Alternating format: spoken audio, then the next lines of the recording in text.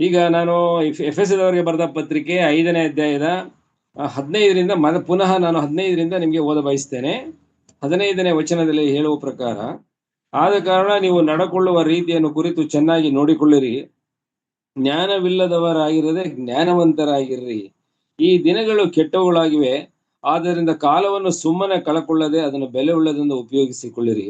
ಮತ್ತು ಬುದ್ಧಿಹೀನರಾಗಿ ನಡೆಯದೆ ಕರ್ತನ ಚಿತ್ತವೇನೆಂಬುದನ್ನು ವಿಚಾರಿಸಿ ತಿಳಿದವರಾಗಿ ರಾಗಿರ್ರಿ. ಮದ್ಯಪಾನ ಮಾಡಿ ಮತ್ತರಾಗಬೇಡಿರಿ, ಅದರಿಂದ ಪಟಿಂಗತನ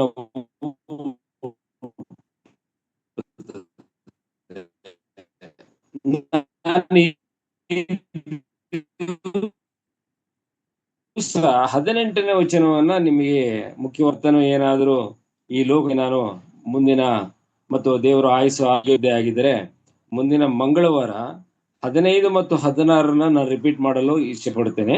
ಈಗ ನಾನು 18ನೇ ವಚನಕ್ಕೆ ಹೋಗ್ತೇನೆ. 18ನೇ ವಚನ ಹೀಗೆ ಹೇಳ್ತದೆ, ಮದ್ಯಪಾನ ಮಾಡಿ ಮತ್ತರಾಗಬೇಡಿರಿ, ಅದರಿಂದ ಪಟಿಂಗತನವು ಹುಟ್ಟುತ್ತದೆ. ನೀವು ಈ ವಾಕ್ಯವನ್ನ ನೀವು ಗಮನಿಸುವ ಮೊದಲು ಒಂದು ವಿಷಯವನ್ನ ನೀವು ಆಲೋಚನೆ ಮಾಡಬೇಕು. ಇದೇ 4ನೇ ಎಫೆಸದವರಿಗೆ ಬರೆದ ಪತ್ರಿಕೆ 4ನೇ ಅಧ್ಯಾಯದಲ್ಲಿ 31ನೇ ವಚನದಲ್ಲಿ ಕೆಲವು ದೇವರಿಗೆ ಆಗದೆ ಇರತಕ್ಕಂಥ ಗುಣಗಳು, ಸೈತಾನನ ಗುಣಗಳು, ಸೈತಾನನ ದುರಾತ್ಮನಿಂದ ಬರತಂತ ಗುಣಗಳು ನಮ್ಮಲ್ಲಿ ಇರಬಾರದು ಎಂಬುದಾಗಿ ಅಲ್ಲಿ ತಿಳಿಸಿದ್ದಾನೆ. ಅದನ್ನ ನಾವು ಓದುವಾಗ 31ನೇ ವಚನವನ್ನ 4:31 ಓದುವಾಗ, ಎಲ್ಲ ದ್ವೇಷ, ಕೋಪ, ಕ್ರೋಧ, ಕಲಹ, ದೂಷಣೆ ಇವುಗಳನ್ನು ಸಕಲ ವಿಧವಾದ ದುಷ್ಟತನವನ್ನು ನಿಮ್ಮಿಂದ ದೂರ ಮಾಡಿರಿ. ಅಂದ್ರೆ ಈಗ ಇಲ್ಲಿ ನೋಡಿದ್ದು ಎಲ್ಲ ದ್ವೇಷ, ಕೋಪ, ಕ್ರೋಧ, ಕಲಹ, ದೂಷಣೆ ಅಂತ ಹೇಳುವಾಗ 7 ಅವಗುಣಗಳ ಬಗ್ಗೆ ಬರೆಯಲಾಗಿದೆ. ನಾವು ಅದೇ ಗಲಾತ್ಯದವರಿಗೆ ಬರೆದ ಪತ್ರಿಕೆ 5ನೇ ಅಧ್ಯಾಯದಲ್ಲಿ ನಾವು ಓದುವಾಗ ಅಲ್ಲಿ ಏನು ಬರೆದಿದೆ, ಅಲ್ಲಿ 14 ಅವಗುಣಗಳ ಬಗ್ಗೆ ಬರೆದಿದೆ. ಅಂದ್ರೆ ಇದು ಕೂಡ ಅದರಲ್ಲಿ ಸೇರಲ್ಪಟ್ಟಿದೆ. ಈ ಅವಗುಣಗಳಲ್ಲಿ ಮದ್ಯಪಾನ ಮಾಡಬೇಡ್ರಿ ಎಂಬುದಾಗಿ ಎಲ್ಲಿಯೂ ಅಲ್ಲಿ ಬರೆದಿಲ್ಲ. ಈ ವಾಕ್ಯದಲ್ಲಿ 31ನೇ ವಚನದಲ್ಲಿ ಬರೆದಿಲ್ಲ. ಹಾಗಾದ್ರೆ ಮದ್ಯಪಾನ ಮಾಡಬಹುದಾ ಎಂಬುದು ಕೆಲವರ ಪ್ರಶ್ನೆ.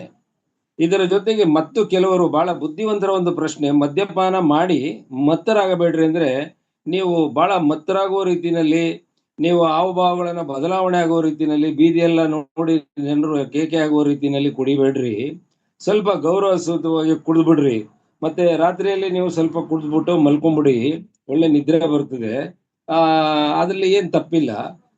ಅದಕ್ಕೊಂದು ವಚನ ಬೇರೆ ಹುಡುಕಿ ಹೇಳ್ತಾರೆ, ನನಗೆ ಆ ವಾಕ್ಯ ಜ್ಞಾಪಕ ಇಲ್ಲ.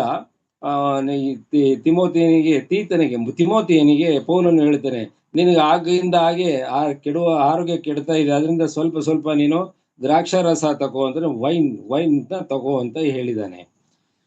ದೇವರ ವಾಕ್ಯದಲ್ಲಿ ಕೆಲವು ಪದಾರ್ಥಗಳ ವಿಷಯವನ್ನ ಕೆಲವು ವಿಷಯಗಳಿಗೆ ಹೋಲಿಕೆ ಮಾಡಲಾಗಿದೆ. ಉದಾಹರಣೆಗೆ ದ್ರಾಕ್ಷಾರಸ ಅಂತ ಹೇಳುವಾಗ ಅದೆಷ್ಟು ಟ್ರೀಟ್ಮೆಂಟ್, ಅದೊಂದು ಔಷಧಿಗೆ ಹೋಲಿಕೆ ಮಾಡಿದಂಥದ್ದು. ಇದೇ ನೀವು ದಾರಿ ಹೋಗನ ಒಬ್ಬ ಸಮಾರ್ಯದವನ ಚರಿತ್ರೆಯನ್ನು ನಾವು ನೋಡುವಾಗ, ಅವನು ಕಳ್ಳರಿಂದ ಬಾಧಿಸಲ್ಪಟ್ಟು ಒಡೆದು ಬಹಳ ಗಾಯದಲ್ಲಿದ್ದಂಥವನಿಗೆ ದ್ರಾಕ್ಷೆ ರಸವನ್ನ ಹುಯ್ದು ಬಟ್ಟೆಯಿಂದ ಸುತ್ತಿ ಅವನನ್ನ ಕತ್ತೆ ಮೇಲೆ ಹಾಕಿಕೊಂಡು ಹೋಗಿ ಛತ್ರಕ್ಕೆ ಸೇರಿದಂತ ಆ ವಿಷಯವನ್ನ ನಾವು ನೋಡುವಾಗ, ದ್ರಾಕ್ಷಾರಸವನ್ನ ಗಾಯಗಳಿಗೆ ಏಕೆ ಹುಯ್ದನು ಅಂದ್ರೆ, ಈ ದಿವಸದಲ್ಲಿ ನಮಗೆ ರಕ್ತ ಗಾಯಗಳಾದಾಗ ಡಾಕ್ಟರ್ ನಮಗೆ ಕೊಡ್ತಕ್ಕಂಥ ಟೆಟ್ ವ್ಯಾಕ್ಸಿನ್ TT ಅಂತ ಕೊಡ್ತಾರೆ. ಅದು ನಮಗೆ ಕೀವು ಆಗುವುದನ್ನ ಮುಂದೆ ನಮ್ಮ ಮಾನಸಿಕವಾಗಿ ನಮಗೆ ಆಗ್ತಕ್ಕಂಥ ಕೆಲವು ಇದನ್ನೆಲ್ಲ ಅದು ತಡೀತದೆ. ಮತ್ತೆ ಆ ಗಾಯ ವಾಶ್ ಮಾಡಿ ಅದಕ್ಕೊಂದು ಸ್ವಲ್ಪ ಆಂಟಿಬಯೋಟಿಕ್ ಇದು ಯಾವುದು ಕ್ಯೂ ಆಗಬಾರ್ದು ಅಂತ ಕೆಲವು ಫಸ್ಟ್ ಏಡ್, ಅದು ಫಸ್ಟ್ ಅಂದ್ರೆ ಪ್ರಥಮ ಚಿಕಿತ್ಸೆ. ಅದರ ಪ್ರಥಮ ಚಿಕಿತ್ಸೆಯನ್ನ ಯಾರು ಬೇಕಾದ್ರೂ ಮಾಡ್ಬೋದು, ಡಾಕ್ಟ್ರೇ ಮಾಡ್ಬೇಕು ಅಂತ ಏನಿಲ್ಲ. ಅದನ್ನ ತಿಳ್ಕೊಂಡವ್ರು ಯಾರು ಬೇಕಾದ್ರೂ ಮಾಡ್ಬೋದು. ಈ ಪ್ರಥಮ ಚಿಕಿತ್ಸೆಗೆ ಉಪಯೋಗಿಸುವಂತ ವಸ್ತುಗಳು ಯಾವುದು? ಗಾಯ ಉಲ್ಬಣ ಆಗದಂತೆ ನೋಡಿಕೊಳ್ಳುವ ನಿಜವಾದ ಒಂದು ಒಳ್ಳೆ ಡಾಕ್ಟರ್ ಹತ್ರ ಹೋಗಿ ನಾವು ಟ್ರೀಟ್ಮೆಂಟ್ ತಗೊಳ್ಳೋವರೆಗೆ ಕಾಪಾಡುವಂತ ಒಂದು ವಸ್ತುಗಳು, ಒಂದು ಔಷಧಿ ಅದು. ಅದಕ್ಕೆ ಹೋಲಿಕೆ ಮಾಡಿದ್ದಾನೆ. ಬಟ್ ಬಹಳ ಬುದ್ಧಿವಂತರು ಏನಕ್ಕೆ ಹೋಲಿಕೆ ಮಾಡ್ತಾರೆ, ನೀನು ಸ್ವಲ್ಪ ಬೀರು, ಬ್ರ್ಯಾಂಡಿ, ವಿಸ್ಕಿ, ಅದೇನೋ ಇದೆ, ಸ್ಕಾಚು, ಅದು ಲೆಕ್ಕವಿಲ್ಲ ಬಿಡಿ, ನೋಡ್ಬಿಟ್ರೆ ಅದು ಬಹಳ ಅದ್ಭುತವಾಗಿ ಕಾಣುವಂತ ಮಾದಕ ದ್ರವ್ಯಗಳು, ಅದನ್ನ ನೀನು ಸೇವನೆ ಮಾಡುವಂತ ಇವತ್ತಲ್ಲ, ಅದು ಬಹಳ ವರ್ಷದಿಂದ ಈ ಬೋಧನೆ ಇದೆ. ನಾವು ಇವತ್ತೇ ಈ ಪಾಪಗಳನ್ನ ಮಾಡಿ, ಪಾಪಗಳು ಬಂದು ಬಹಳ ಆದಾಮನ ಕಾಲದಲ್ಲೇ ಪಾಪ ಬಂದಿದೆ. ಈ ಮಾತುಗಳು, ಈ ಕುಹಕ ಮಾತುಗಳು, ತಮಾಷೆ ಮಾತುಗಳು, ಕುಚೋದ್ಯ ಮಾತುಗಳು, ಎಲ್ಲಾ ರೀತಿಯ ಪಾಪಗಳು ಆಗಲೇ ಬಂದಾಯ್ತು ಈ ಲೋಕಕ್ಕೆ. ಇವತ್ತಿನ ಅಂದ್ರೆ ಹಿಂದೆ ಇದ್ದವರು ಬಹಳ ಒಳ್ಳೆಯವರು ಅಂತಲ್ಲ, ಅವರು ನಮಗಿದ್ಲು ಕೆಟ್ಟವರು ಇದ್ರೋತೋ ಏನಿದ್ರು, ಒಟ್ಟಲ್ಲಿ ಪಾಪಿಗಳಾಗಿದ್ರು ಸತ್ಯವೇದ ತಿಳಿಸ್ತದೆ. ಹಾಗಾಗಿ ಇದು ಈ ರೀತಿ ತಪ್ಪು ಬೋಧನೆ ಮಾಡುವುದುಂಟು. ಕುಡಿಯೋದ್ರಲ್ಲಿ ಏನ್ ತಪ್ಪಿಲ್ಲ, ಸ್ವಲ್ಪ ಕುಡಿದ್ರೆ ಏನ್ ತಪ್ಪಿಲ್ಲ ನಿಮಗೆ. ಅದು ಕುಡಿಯೋದ್ರಿಂದ ನಿಮ್ಗೆ ದ ಬೆಸ್ಟ್ ಟ್ರೀಟ್ಮೆಂಟ್ ಅಂತ, ಅದೊಂದು ಒಳ್ಳೆಯ ಚಿಕಿತ್ಸೆಯ ಒಂದು ಔಷಧಿ ಎಂಬುದಾಗಿ. ಅದು ನಿಜವಾಗ್ಲೂ ಆ ಬೋಧನೆ ಇದೆಯಲ್ಲ, ಅದು ಸೈತಾನ್ನಿಂದ ಬಂದಂತ ಬೋಧನೆ, ಅದು ದೇವರ ಪವಿತ್ರಾತ್ಮನ ಪ್ರೇರಣೆಯಿಂದ ಬಂದಂತ ಬೋಧನೆ ಅಲ್ಲ. ಇಲ್ಲಿ ಎಷ್ಟು ಚೆನ್ನಾಗಿ ಬರೀತಾನೆ, ಮದ್ಯಪಾನ ಮಾಡಿ ಮತ್ತರಾಗಬೇಡಿರಿ, ಅದರಿಂದ ಪಟಿಂಗತನವು ಹುಟ್ಟುತ್ತದೆ.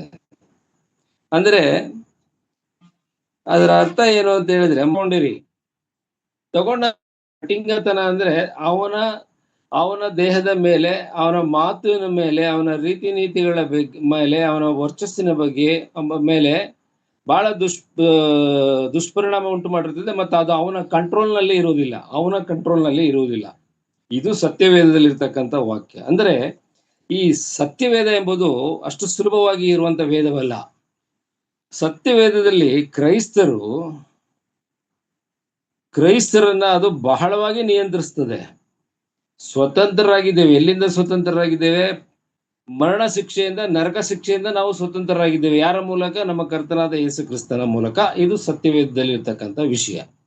ಕರ್ತನಾದ ಯೇಸು ಕ್ರಿಸ್ತನು ತಾನು ದೇವರಾಗಿದ್ದರೂ ಕೂಡ, ಸ್ವತಃ ದೇವರಾಗಿದ್ದರೂ ಕೂಡ, ತನ್ನ ಮಹಿಮಾ ಪದವಿಯನ್ನು ಬಿಟ್ಟು ಈ ಲೋಕಕ್ಕೆ ಮನುಷ್ಯನಾಗಿ ಬಂದು ತಂದೆಯ ಚಿತ್ತವನ್ನು ನೆರವೇರಿಸುವುದಕ್ಕಾಗಿ ಇಲ್ಲಿಗೆ ಬಂದು, ಅವನೇ ಜೀವ ಕೊಡುವ ರೊಟ್ಟಿಯಾಗಿಯೂ ಮತ್ತು ನಮಗಾಗಿ ಪ್ರಾಣ ಕೊಡ್ತಕ್ಕಂಥ ಹರಕೆಯ ಕುರಿಯಾಗಿಯೂ ಅವನು ಇಲ್ಲಿ ಇದ್ದು ನಮ್ಮ ಪಾಪಗಳನ್ನು ತನ್ನ ಮೈ ಮೇಲೆ ಹಾಕಿಕೊಂಡು ನಾವು ಪಡಬೇಕಾದಂಥ ಶಿಕ್ಷೆಯನ್ನು ಆತನು ಅನುಭವಿಸಿ, ಕಲ್ವರಿಯ ಕ್ರೂಜೆಯ ಮೇಲೆ, ಆ ಶಿಲುಬೆಯ ಮೇಲೆ ಭಯಂಕರವಾದಂಥ ಮರಣ ಯಾತನೆಯನ್ನು ಅನುಭವಿಸಿ, ಆ ಗಾಯಗಳು, ಕಾಲಿನಿಂದ ನಡುನೆತ್ತಿಯವರೆಗೆ ಇರ್ತಕ್ಕಂಥ ಗಾಯಗಳನ್ನು ಆತನು ಅನುಭವಿಸಿ, ದಾಹವನ್ನು ಅನುಭವಿಸಿ, ಎಂತೆಂಥ ಪರಿಸ್ಥಿತಿಗಳನ್ನು ಅನುಭವಿಸಿ, ಅಂದ್ರೆ ನಾನು ನರಕಕ್ಕೆ ಹೋಗಿ ಯಾವ ಹಿಂಸೆಯಲ್ಲಿ ಹೋಗಬೇಕಾಗಿತ್ತೋ ಆ ಹಿಂಸೆನ ಆತನು ನಮ್ಮ ಬದಲಾಗಿ ಅನುಭವಿಸಿ ಪ್ರಾಣವನ್ನ ಕೊಟ್ಟವನು. ಅವನ ಪವಿತ್ರವಾದ ರಕ್ತವನ್ನ ಈ ಲೋಕಕ್ಕೆ ಚೆಲ್ಲಿದವನು. ಅವನ ಪವಿತ್ರವಾದ ರಕ್ತವನ್ನು ನಮ್ಮ ಮೇಲೆ ಪ್ರೋಕ್ಷಿಸಿದ್ರಿಂದ ನಾವು ಆತನನ್ನ ಸ್ವಂತ ರಕ್ಷಕನಾಗಿ ಅಂಗೀಕಾರ ಮಾಡಿಕೊಂಡದ್ದರಿಂದ ನಾವು ನೀತಿವಂತರೆಂದು ಎಣಿಸಲ್ಪಟ್ಟಿದ್ದೇವೆ. ಅದು ನಮ್ಮ ಕರ್ಮ ಫಲಗಳಿಂದ ಅಥವಾ ಸದಾಚಾರದಿಂದ ಬಂದಂಥದ್ದಲ್ಲ, ನಮ್ಮ ಪ್ರಯತ್ನದಿಂದ ಬಂದಂಥದ್ದಲ್ಲ, ನಮ್ಮ ಯಾವ ಯೋಗ್ಯತೆಯಿಂದ ಬಂದಂಥದ್ದಲ್ಲ. ಕೇವಲ ನಂಬಿಕೆ, ಕರ್ತನ ಮೇಲೆ ಇಟ್ಟಂತ ನಂಬಿಕೆ, ಕ್ರಿಸ್ತನ ಮೇಲೆ ಇಟ್ಟಂತ ಈ ನಂಬಿಕೆಯಿಂದ ಬಂದಂಥದ್ದು. ಕರ್ತನು ಅಷ್ಟೇ ಅಲ್ಲ, ತಾನು ಮನುಷ್ಯರಂತೆ ಮರಣವನ್ನು ಸಹ ಅನುಭವಿಸಿ 3ನೇ ದಿನದಲ್ಲಿ ಮೃತ್ಯುಂಜಯಿಷನಾಗಿ ಎದ್ದು ಕೂಡ ಬಂದಿದ್ದಾನೆ. ಅದು ಸತ್ಯವೇದ ತಿಳಿಸ್ತದೆ, ಅದು ಸತ್ಯವಾದಂತ ವಿಷಯ. ಆತನು ಈಗ ನಮ್ಮ ಜೊತೆಯಲ್ಲೂ ಇದ್ದಾನೆ. ಪರಲೋಕದಲ್ಲಿ ತಂದೆಯಾದ ದೇವರ ಬಲಿಪಾರ್ಶ್ವದಲ್ಲಿ ಸಹ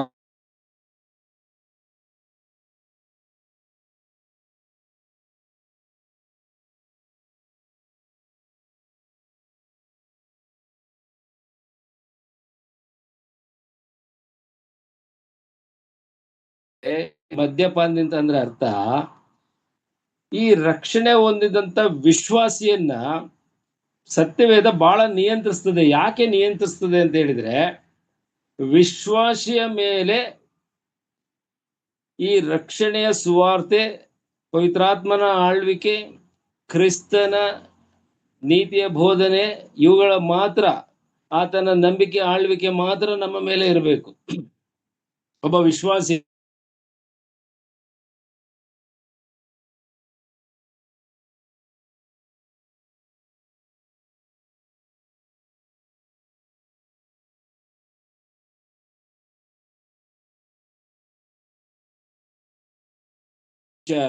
ಇವೆಲ್ಲವೂ ದಾಸತ್ವ. ಇದನ್ನ ನಾವು ಪ್ರೀತಿ ಮಾಡಿದ್ರೆ, ನಾವು ಅದರ ಪ್ರಕಾರ ನಡ್ಕೊಂಡೋದ್ರೆ ನಾವು ಅದರ ದಾಸರು ಅಂದ್ರೆ ಅದರ ಗುಲಾಮರು ಎಂಬುದಾಗಿ ಇನ್ನೊಂದು ಅರ್ಥ. ಪ್ಯೂರ್ ಕನ್ನಡ ಗುಲಾಮರು ಅಂತ. ನಾವು ದ್ವೇಷಕ್ಕೆ ಗುಲಾಮರು, ಕೋಪಕ್ಕೆ ಗುಲಾಮರು, ಕ್ರೋಧಕ್ಕೆ ಗುಲಾಮರು, ಕಲಹಕ್ಕೆ ಗುಲಾಮರು, ದೂಷಣೆಗೆ ಗುಲಾಮರು ಆಗೋದ್ರ ಜೊತೆಗೆ ಈ ಮದ್ಯಪಾನಕ್ಕೂ ನಾವು ಗುಲಾಮರಾಗೋದು. ನಾವು ಅಂತ ಹೇಳಿದ್ರೆ ಕ್ರೈಸ್ತರು ಮದ್ಯಪಾನಕ್ಕೂ ಗುಲಾಮರಾದಾಗ ಈ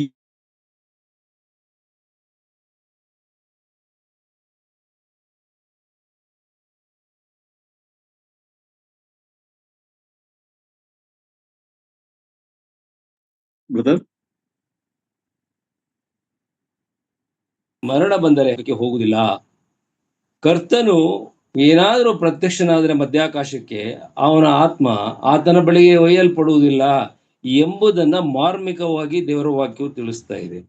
ಅಂದ್ರೆ ಕ್ರೈಸ್ತರ ನಡವಳಿಕೆ ಸಂಪೂರ್ಣವಾಗಿ ಪರಿಶುದ್ಧವಾಗಿರಬೇಕು ಎಂಬುದಾಗಿ, ಪರಿಶುದ್ಧವಾಗಿ ಇರಬೇಕು.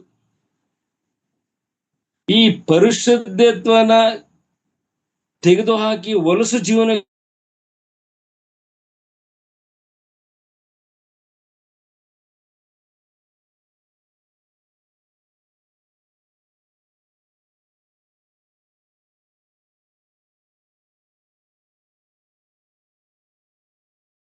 ಒಂದು ಕಡೆ ಬಿದ್ದಿರುವಂತ ಮದ್ಯಪಾನ ಆ ವಿಶ್ವಾಸಿ, ಅವನ ವಿಶ್ವಾಸಿ ಅಲ್ಲ ಬಿಡಿ, ಆದ್ರೆ ನಿಮಗೆ ಪರಿಚಯ ಮಾಡ್ತಾ ಇದ್ದೀನಿ ಆದಿ. ಅವನು ಏನಾದ್ರೂ ಹಠಾತ್ತನೆ ಮರಣ ಬಂದ್ರೆ ದೇವರು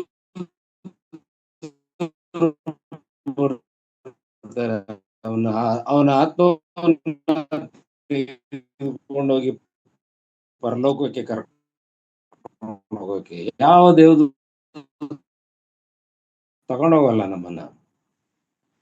ದೇವರ ಬಳಿಗೆ ಹೋಗ್ಬೇಕಾದ್ರೆ ನಾವು ಮಲಗುವಾಗ, ಏಳುವಾಗ, ನಡೆಯುವಾಗ, ಕೆಲಸ ಮಾಡುವಾಗ ನಾವು ಆತನಿಗೆ ದಾಸರಾಗಿರಬೇಕು, ಆತನಿಗೆ ಚಿತ್ತಕ್ಕೆ ವಿಧೇಯರಾಗಿರಬೇಕು. ಬಹುಶಃ ಕೆಲವು ವಿಶ್ವಾಸಿಗಳು ಹೇಳಬಹುದು, ನಾವು ಅಡಿಗಡಿಗೆ ಕೆಲವು ಸಮಯದಲ್ಲಿ ತಪ್ಪು ಮಾಡ್ತೇವೆ, ಪಾಪಗಳು ಮಾಡ್ಬಿಡ್ತೇವಲ್ಲ ಬ್ರದರ್, ಏನ್ ಮಾಡೋದು ಅಂತ ಜೀವನ ಇದ್ದಾಗ ಏನ್ ಮಾಡೋದು. ತಕ್ಷಣ ಅದಕ್ಕೆ ಒಂದು ಮಾರ್ಗವನ್ನು ಸಿದ್ಧ ಮಾಡಿದ್ದಾನೆ, ಕ್ಷಮಾಪಣೆ ಎಂಬ ಮಾರ್ಗ. ನೀವು ಎಲ್ಲ ಅಂಥದ್ದು ಏನಾದ್ರು ಸಮಸ್ಯೆಗಳಾದರೆ, ಜೀವನದಲ್ಲಿ ಏನಾದ್ರು ತಪ್ಪುಗಳನ್ನ ಮಾಡೇ ಬಿಟ್ರೆ, ಮಾಡುವಂತ ಸಂದರ್ಭಗಳು ಬಂದರೆ, ನಮ್ಮ ಆತ್ಮದಲ್ಲಿ ನೆಲೆಗೊಂಡಿರ್ತಕ್ಕಂಥ ಪವಿತ್ರಾತ್ಮನು ನಮ್ಮಲ್ಲಿದ್ದಾನೆ.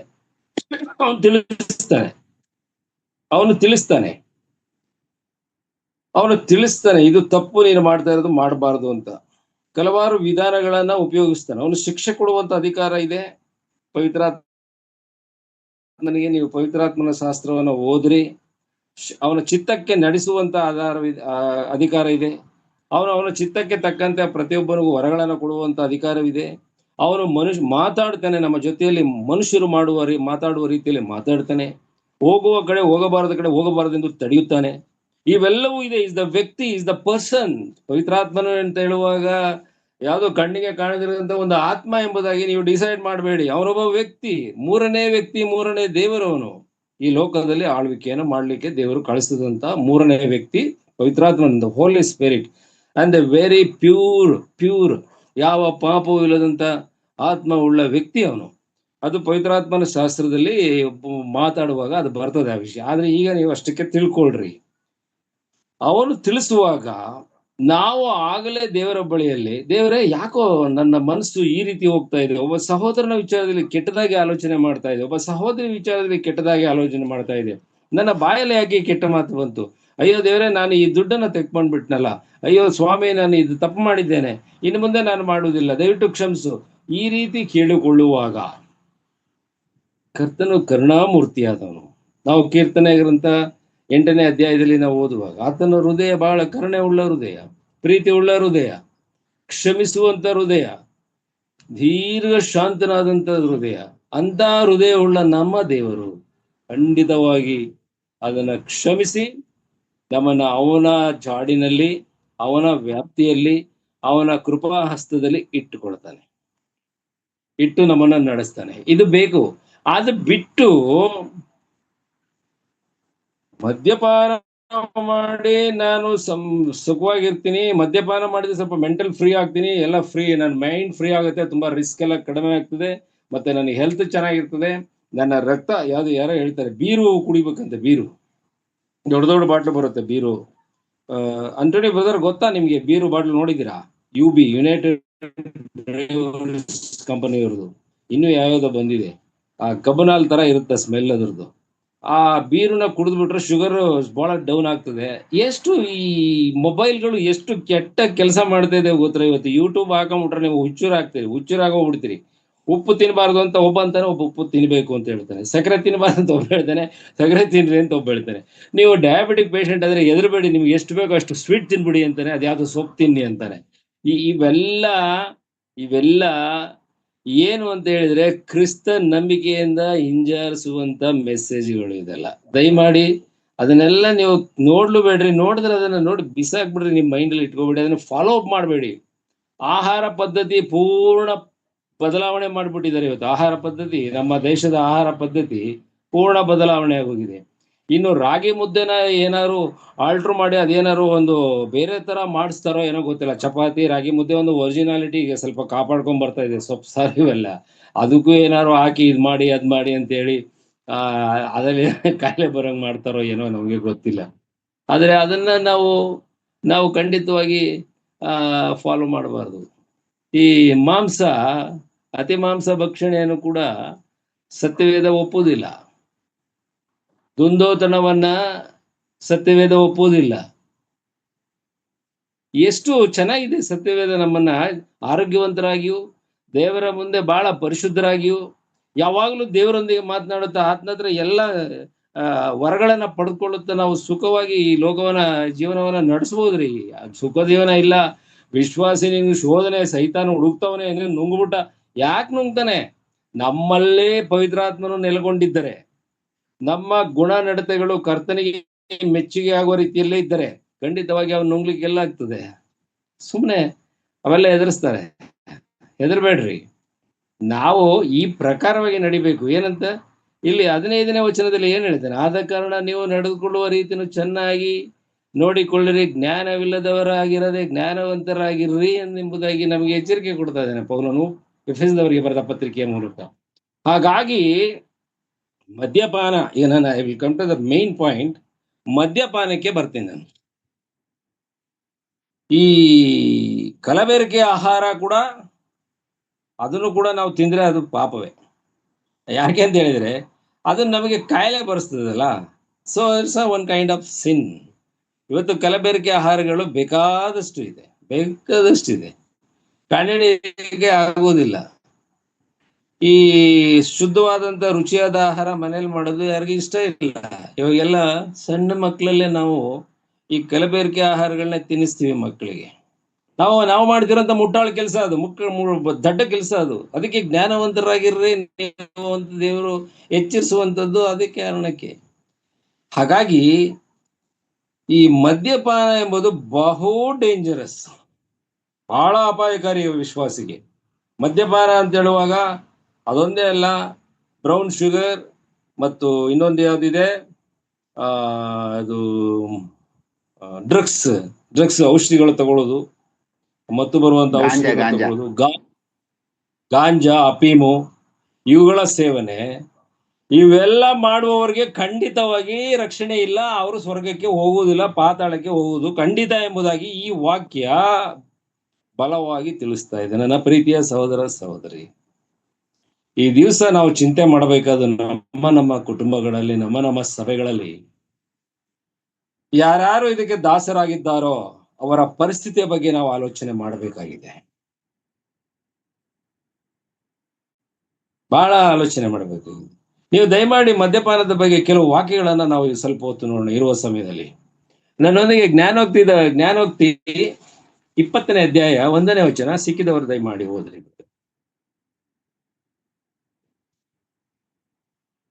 20ನೇ ಅಧ್ಯಾಯ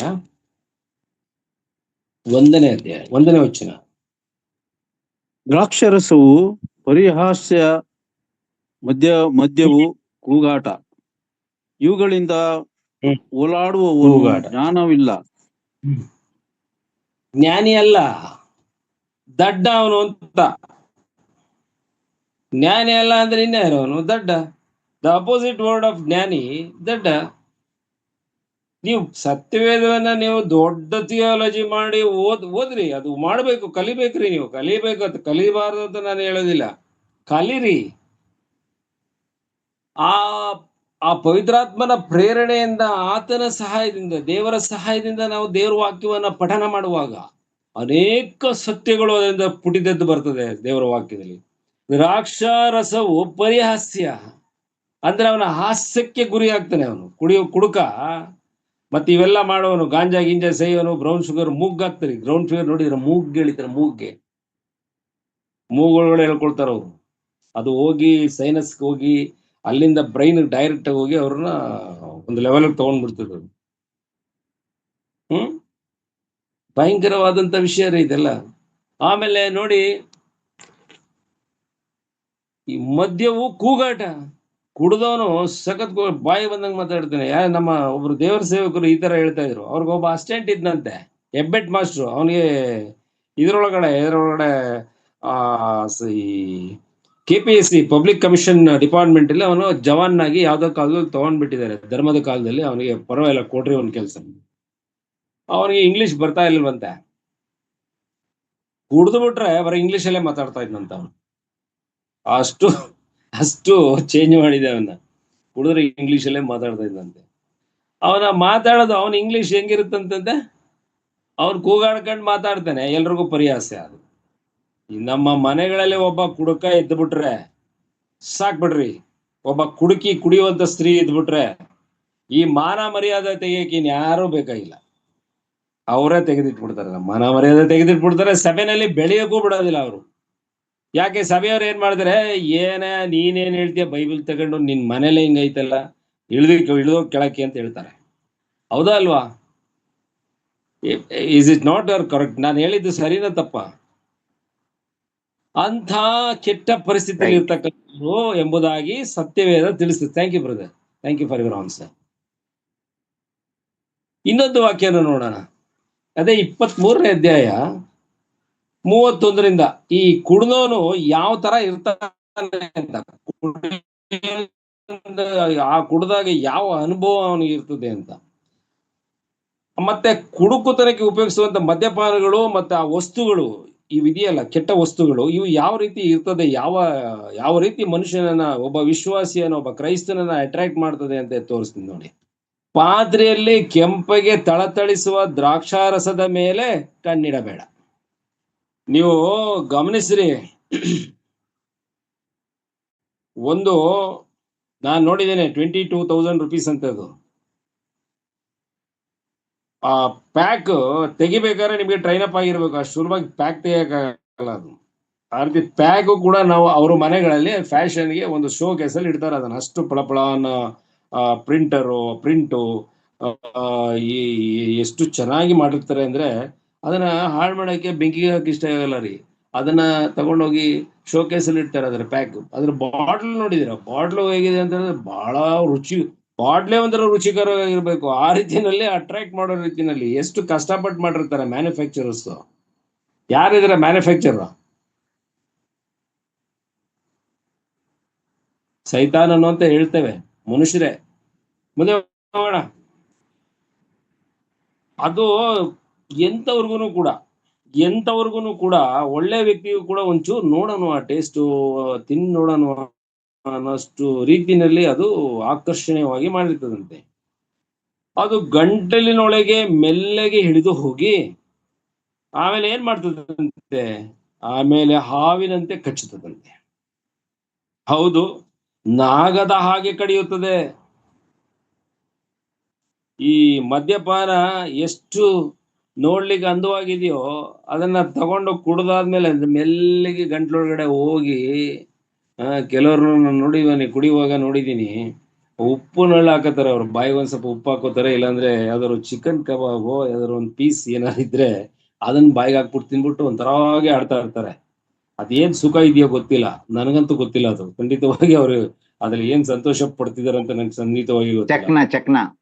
ಚಕ್ನ, ಎಸ್ ಯು ಆರ್ ಕರೆಕ್ಟ್. ಅದನ್ನ ತಿಂತಾರೆ.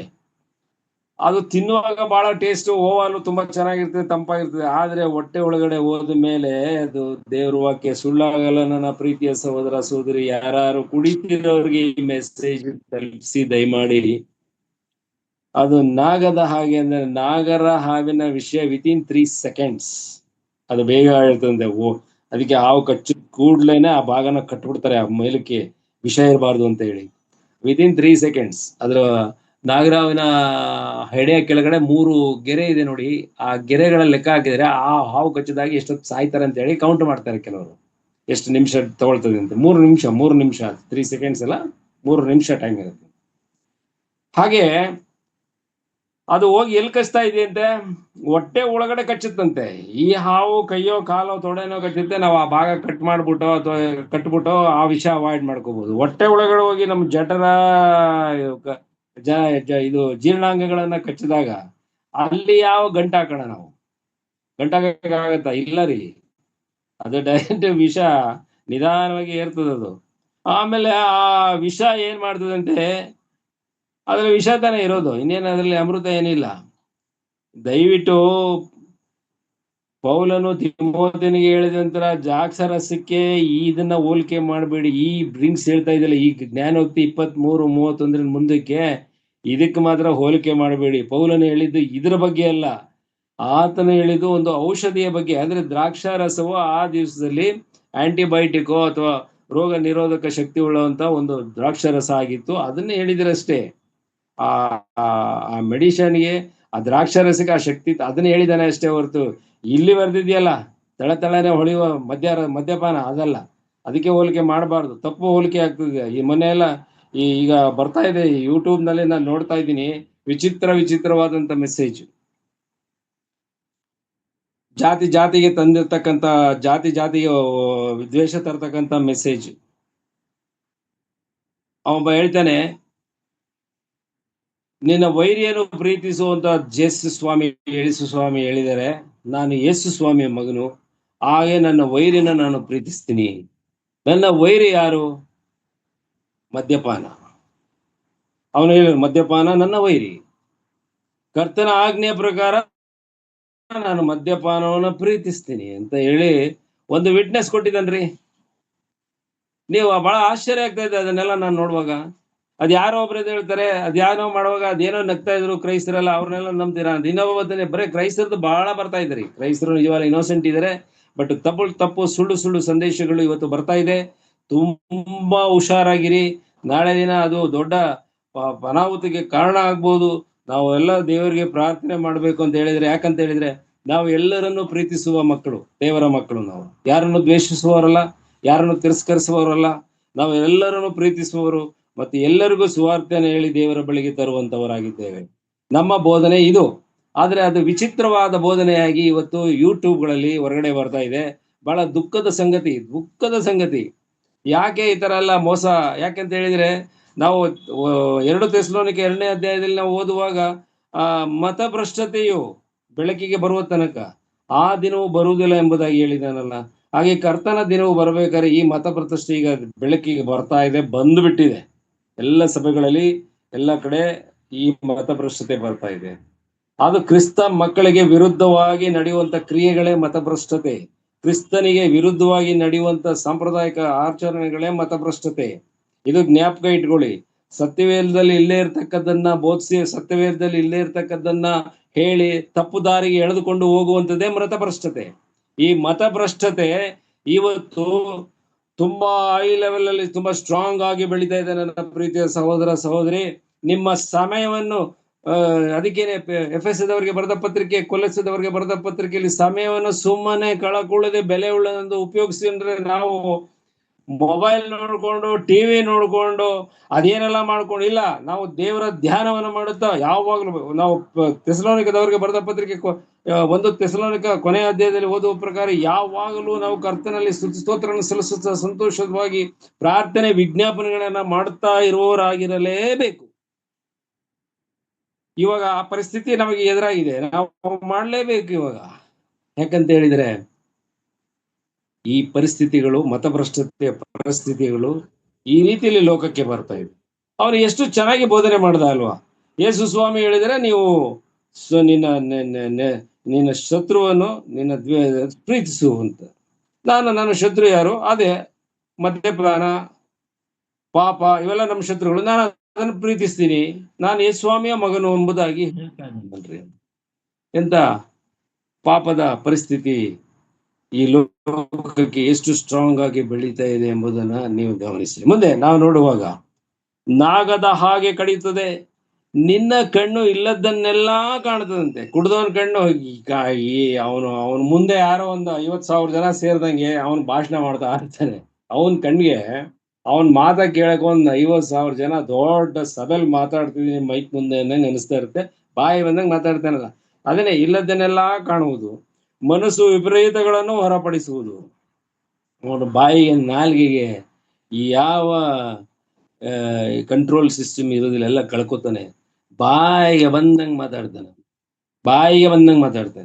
ಎಸ್ಪೆಷಲಿ ಬೋಧನೆ ಮಾಡುವವರು ಕ್ರೈಸ್ತರು, ವಿಶ್ವಾಸಿಗಳು ಸಿಕ್ಕಿದ್ರೆ ಅವರ ಕ್ರೈಸ್ತತ್ವವನ್ನೇ, ಅವರು ಮಾಡುವಂತ ಬೋಧನೆಯನ್ನೇ ಅವನು ಬಹಳ ಲೇವಡಿಯ ರೀತಿಯಲ್ಲಿ ಮಾತಾಡಿ ಹಂಗಿಸುವ ಪರಿಸ್ಥಿತಿಗೆ ಹೋಗಿರ್ತಾನ. ಕುಡುಕಾನೇ ಅವನು. ಯಾರಾಗಿರ್ಲಿ, ಅವನು ಕುಡಿದ ಮೇಲೆ ಅವನು ಕುಡುಕ. ಅವನಿಗೆ ನಾವು ಆ ಬಿರುದನ್ನ ಕೊಡಲೇ. ಮುಂದೆ ಬನ್ನಿ. ನೀನು ಸಮುದ್ರದ ನಡುವೆ ಆಗಲಿ, ಹಡಗಿನ ಕಂಬದ ತುದಿಯಲ್ಲಾಗಲಿ ಮಲಗಿರುವವನಂತೆ ಇರುವಿ. ಹಡಗಿನ ಕಂಬದ ತುದಿಯಲ್ಲಾಗಲಿ, ಸಮುದ್ರದ ನಡುವೆ ಆಗಲಿ, ಹಡಗಿನ ಕಂಬದ ತುದಿಯಲ್ಲಾಗಲಿ ಮಲಗಿರುವವನಂತೆ ಇರುವಿ. ಅಂದ್ರೆ ಅವನ ಆ ಪರಿಸ್ಥಿತಿ, ಕುಡಿದಂತ ಪರಿಸ್ಥಿತಿಲಿ ಏನಾಗಿದೆ ಅಂದ್ರೆ ಆ ಏರುಪೇರೋದು, ಆ ಒಂದು ಸಿಚುಯೇಷನ್. ಮುಂದೆ ಆ ಹಡಗಿನ ಮುಂದೆ ಕಂಬ ಇರುತ್ತೆ. ಆ ಕಂಬದಲ್ಲಿ ಮಲಗಿದ್ರೆ ಹೆಂಗೈತೆ, ಅವನಿಗೆ ಹಡಗು ಕಾಣೋದಿಲ್ಲ, ಬೇರೆ ಸಮುದ್ರ ಮಾತ್ರ ಕಾಣ್ತಾ ಇರ್ತದೆ. ಆ ಒಂದು ಅವನ ಜ್ಞಾನ, ಅವನ ಕಣ್ಣಿನ ದೃಷ್ಟಿಯಲ್ಲಿ ಅವನ ಆಲೋಚನೆ ಆ ಮಟ್ಟಕ್ಕೆ ಬರ್ತದೆ ಎಂಬುದಾಗಿ, ಅದು ಮುಂದೆ ಇದೆ, ತಿಳಿಸ್ತೀನಿ. ಆ ಮಟ್ಟಕ್ಕೆ ಬರ್ತದೆ ಎಂಬುದಾಗಿ ಕರ್ತನು ಇಲ್ಲಿ ನಮಗೆ ತಿಳಿಸ್ತಾನೆ. ಜನರ ನನ್ನನ್ನು ಹೊಡೆದರೂ ನೋವಾಗಲಿಲ್ಲ, ಬಡಿದರೂ ತಿಳಿಯಲಿಲ್ಲ. ಕುಡಿದವ್ರಿಗೆ ಕೈ ಕತ್ತರಿಸೋಗಿರ್ಲಿ. ನಾನು ನೋಡಿದ್ದೀನಿ ಆಕ್ಸಿಡೆಂಟ್ ಕೇಸಲ್ಲಿ, ಡ್ರಿಂಕ್ಸ್ ಮಾಡಿದ್ರೆ ಅಥವಾ ಹೊಡೆದಾಟ ಕೇಸಲ್ಲಿ ಅವಯವನ್ನ ಕಳ್ಕೊಳ್ಳೋರು, ಏಟ್ ಮಾಡೋರು, ಕುಡಿದು ಬಿಟ್ಟಿದ್ರೆ ಅವ್ರಿಗೆ ಟ್ರೀಟ್ಮೆಂಟ್ ಬಹಳ ಸ್ಟಿಚ್ ಮಾಡಿದ್ರು ಗೊತ್ತಾಗಲ್ಲ ಅವ್ರಿಗೆ ಗಾಯಗಳನ್ನ. ಅವರ ಪರಿಸ್ಥಿತಿ ಬಹಳ ಕೆಟ್ಟದ್ದು. ಯಾವಾಗ ಎಚ್ಚೆತ್ತೇನೋ ಪುನಃ ಅದನ್ನೇ ಹುಡುಕೇನು ಎಂದುಕೊಳ್ಳುವಿ. ಆ ಕುಡುಕನ ಪರಿಸ್ಥಿತಿ ಏನಂದ್ರೆ ಅವನು ಬಿಡುಗಡೆನೇ ಇಲ್ಲ ರೀ. ಅವನಿಗೆ ಎಚ್ಚರಿಕೆ ಆಗಿ ಸ್ವಲ್ಪ ಎಲ್ಲ ಇಳಿದ್ಮೇಲೆ, ಅಯ್ಯೋ ಎಲ್ಲರೂ ಇನ್ನೊಂಚೂರು ಸಿಕ್ಕರೆ ಕುಡಿಯೋಣ ಅಂತ. ಇಂತಹ ಕೆಟ್ಟ ಪರಿಸ್ಥಿತಿ ಮದ್ಯಪಾನ ತೆಗೆದುಕೊಂಡು ಹೋಗ್ತದೆ. ನನ್ನ ಪ್ರೀತಿಯ ಸಹೋದರ ಸಹೋದರಿ, ಈ ಮದ್ಯಪಾನ, ವ್ಯಭಿಚಾರ, ಈ ಪಾಪಗಳು ವಿಶ್ವಾಸಿಯನ್ನ ಕರ್ತನಿಂದ ದೂರ ಮಾಡ್ತವೆ. ಅದಕ್ಕೇನೆ ಎಫೆಸದವರಿಗೆ ಬರೆದ ಪತ್ರಿಕೆಯಲ್ಲಿ ಸ್ಪಷ್ಟವಾಗಿ ನೀವು ಜ್ಞಾನವಂತರಾಗಿರ್ರಿ. ನಾನು ಬರುವ ವಾರ ಸಾಧ್ಯವಾದ್ರೆ ಅದರ ಬಗ್ಗೆ ನಾನು ನಿಮಗೆ ಅನುಮಾನ ಪರಿಹಾರ ಮಾಡ್ತೇನೆ, ವಿವರಣೆಯನ್ನು ಕೊಡಲು ಪ್ರಯತ್ನಿಸ್ತೇನೆ. ಜ್ಞಾನವಂತರಾಗಿರ್ರಿ. ಜನರ ಮುಂದೆ ನಾವು ಜ್ಞಾನವಂತರಾಗಿರ್ಬೇಕು. ನಮ್ಮ ವಿಷಯದಲ್ಲಿ ಅವರು ಬೆರಳು ತೋರಿಸಬಾರ್ದು. ಆ ರೀತಿಯಲ್ಲಿ ನಾವು ಇರ್ಬೇಕು. ಎಲ್ಲರಲ್ಲಿ ಒಂದು ವಿಶ್ವಾಸ, ಇವನು ಕ್ರಿಸ್ತನ ಮಗನು, ಇವನು ಕ್ರೈಸ್ತನ್ರಿ, ಕೃಷಿ ಎಷ್ಟೇ ಆದ್ರೂ ಕ್ರೈಸ್ತ ನೋಡ್ರಿ ಹೇಗಿದ್ದಾರೆ ಅನ್ನೋ ರೀತಿಯಲ್ಲಿ ನಮ್ಮ ಜೀವನ ಇರಬೇಕು. ಹಾಗಾದ್ರೆ ಮಾತ್ರ ಖಂಡಿತವಾಗಿ ನಾವು ಕರ್ತನ ಬಳಿಗೆ ಹೋಗೋದ್ರಲ್ಲಿ ಯಾವ ಸಂಶಯವೂ ಇಲ್ಲ. ಕರ್ತನು ಈ ವಾಕ್ಯಗಳನ್ನು ಹೆಚ್ಚಾಗಿ ನಮ್ಮೆಲ್ಲರಿಗೆ ಆಶೀರ್ವಾದಿಸಲಿ.